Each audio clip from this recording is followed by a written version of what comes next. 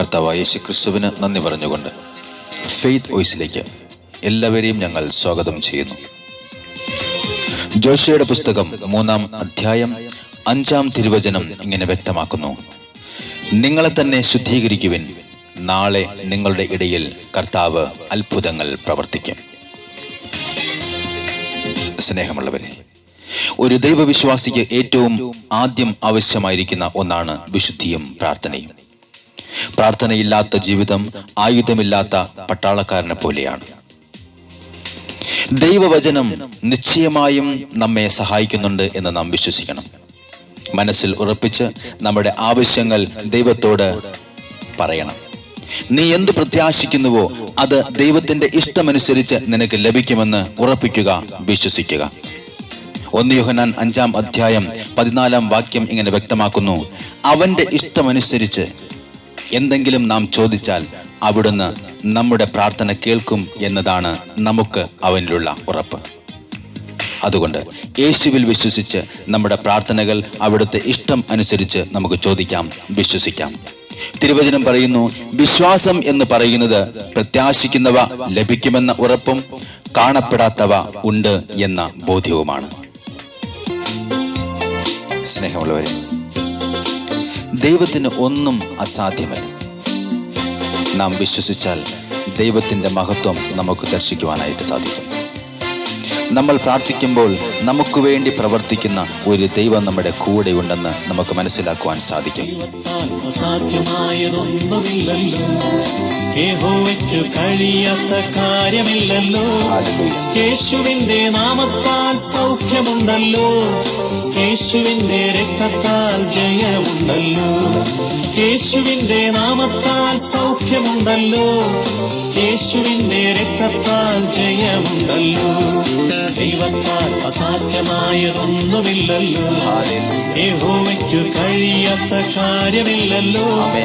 യേശുവിന്റെ നാമത്താൽ സൗഖ്യമുണ്ടല്ലോ, യേശുവിന്റെ രക്തത്താൽ ജയമുണ്ടല്ലോ.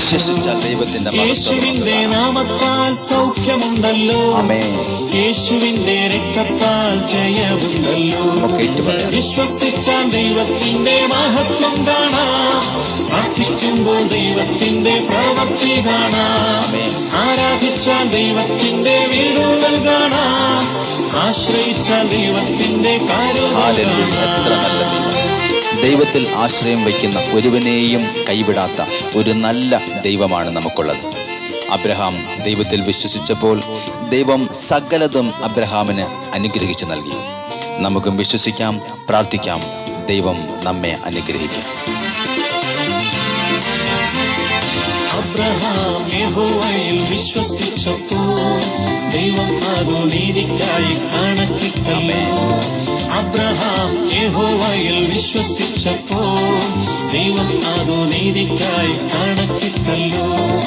അതിമഹത്തായ പ്രതിഫലം കൊടുത്തു, ബഹുജാതികൾക്കു പിതാവാക്കി തീർത്തല്ലോ. അതിമഹത്തായ പ്രതിഫലം കൊടുത്തു, ബഹുജാതികൾക്കു പിതാവാക്കി തീർത്തല്ലോ. വിശ്വസിച്ചാൽ ദൈവത്തിന്റെ മഹത്വം കാണാം, പ്രാർത്ഥിക്കുമ്പോൾ ദൈവത്തിന്റെ പ്രവൃത്തി കാണാം, ആരാധിച്ചാൽ ദൈവത്തിന്റെ വീടുകൾ കാണാം, ആശ്രയിച്ചാൽ ദൈവത്തിന്റെ കരുതൽ കാണാം. പ്രാർത്ഥിക്കും തോറും നമ്മെ കരുതുന്ന, നമ്മെ അനുഗ്രഹിക്കുന്ന ദൈവത്തിലാണ് നമ്മുടെ വിശ്വാസം.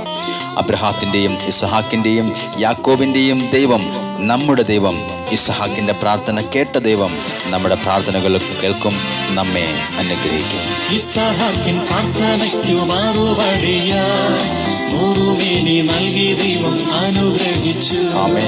ഇസ്ഹാക്കിൻ പ്രാർത്ഥനയ്ക്കു മറുപടിയായി നൂറുമേനി നൽകി ദൈവം അനുഗ്രഹിച്ചു. വാഗ്ദത്തങ്ങൾ നിറവേറ്റി പരിപാലിച്ചു, തലമുറകൾ നൽകി അനുഗ്രഹിച്ചു. വാഗ്ദത്തങ്ങൾ നിറവേറ്റി പരിപാലിച്ചു, തലമുറകൾ നൽകി അനുഗ്രഹിച്ചു. വിശ്വസിച്ചാൽ ദൈവത്തിന്റെ മഹത്വം കാണാം, പ്രാർത്ഥിക്കുമ്പോൾ ദൈവത്തിന്റെ പ്രവൃത്തി കാണാം. ഹല്ലേലൂയ. നമുക്ക് ആരാധിക്കാം. ആരാധിച്ചാൽ ദൈവത്തിന്റെ വീടുകൾ കാണാം. ആശ്രയിച്ചാൽ ദൈവത്തിന്റെ കരുതൽ കാണാം. ഹല്ലേലൂയ. യാക്കോബ് ദൈവത്തെ ആരാധിച്ചപ്പോൾ യാബോക്ക് എന്ന കടവിൽ കടന്നുവന്ന് അവനെ അനുഗ്രഹിച്ച, സമൃദ്ധമായി അനുഗ്രഹിച്ച ദൈവത്തിൽ നമുക്കും വിശ്വസിക്കാം, നമുക്കും പ്രാർത്ഥിക്കാം. നമ്മുടെ എല്ലാ ആവശ്യങ്ങളിലും ദൈവം ഇന്ന് ഇടപെടട്ടെ.